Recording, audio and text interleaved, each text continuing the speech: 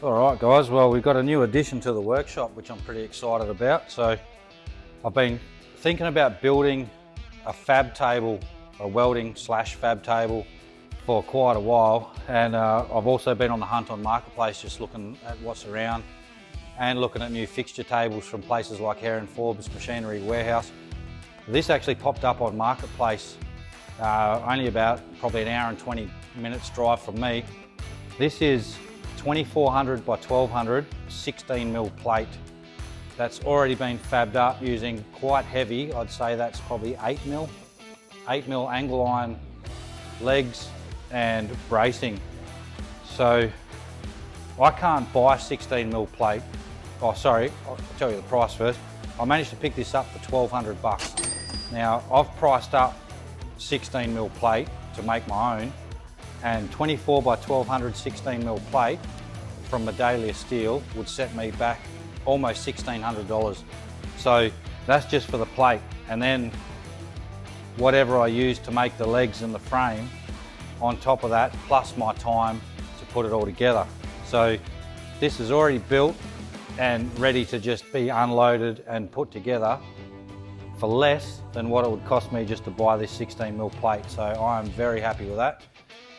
I'm hoping I can lift this off with the engine crane. It'll do it weight-wise, it's just a matter of getting it in. I probably need to pull the trailer forward a bit actually, but so yeah, pretty excited about this. Also, it needs a clean, I've got to clean the top off, but really looking forward to cleaning it up, giving it a coat of oil, some sort of protective coating so it doesn't rust, and then in the future when I get myself a mag drill, I may even drill some holes in for some fixture, or to make it more of a fixture table like clamps and squares and things like that.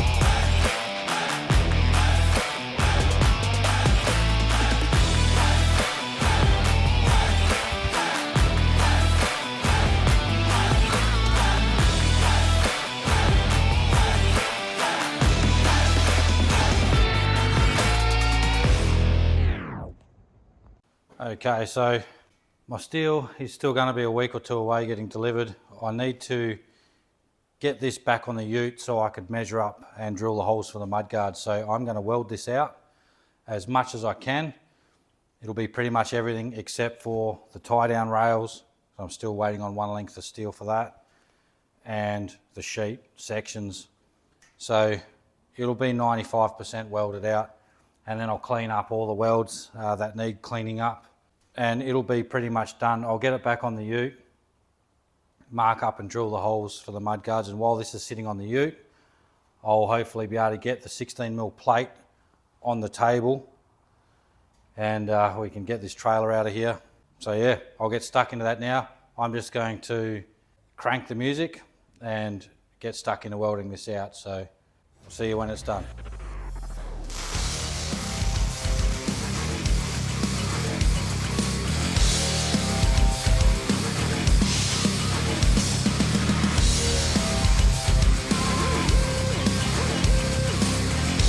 Do it.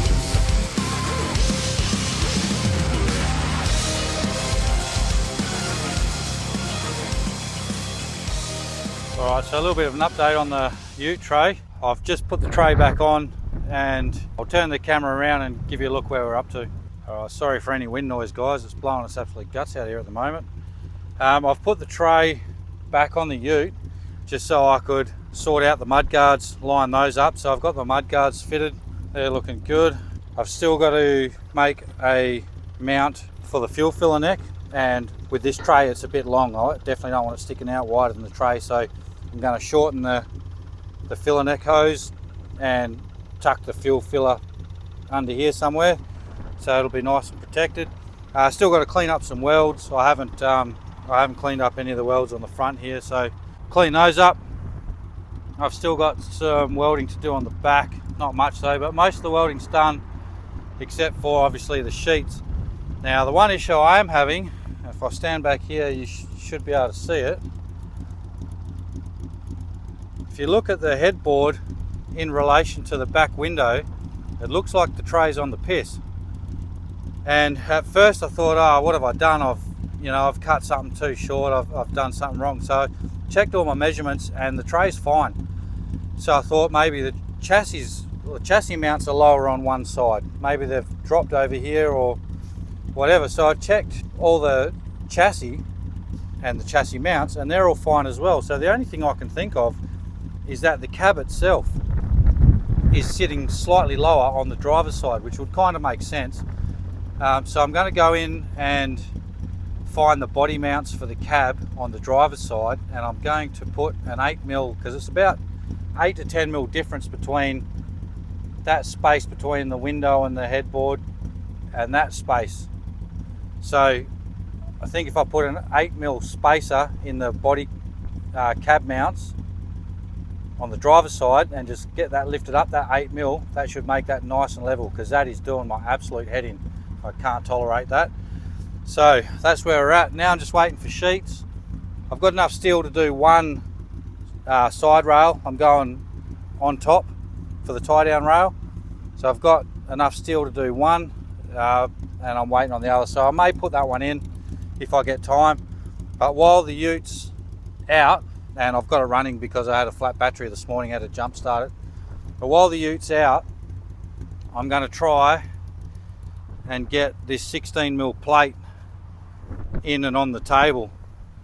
So I'll grab the ute in a sec and hook up to this trailer, push this in the shed, and somehow using the engine crane and God knows what else, I'll try and wrestle this thing, because it's well over 300 kilos. It's not quite it's not 400, but it's about 350 or 360 kilos, something like that. So I can use the engine crane on the 500 kilo setting and see how we go. There's not much reach on the 500 kilo, so, and I've got the 1 ton block and tackle, but I don't want to go putting 350 kilos off the shed trusses because I don't trust them.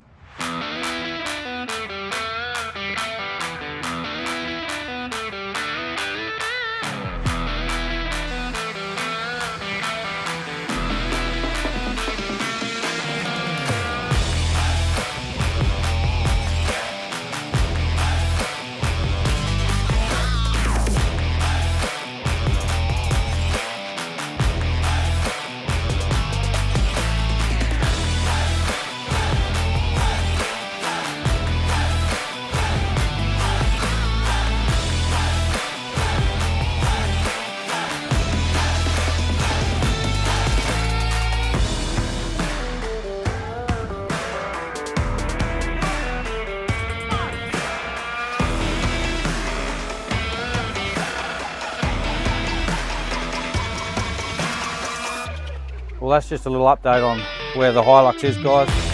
Thanks for watching. If you got this far, make sure to hit that like and subscribe button for me. It costs you nothing and it really helps me out, helps to grow the channel, so I really appreciate it.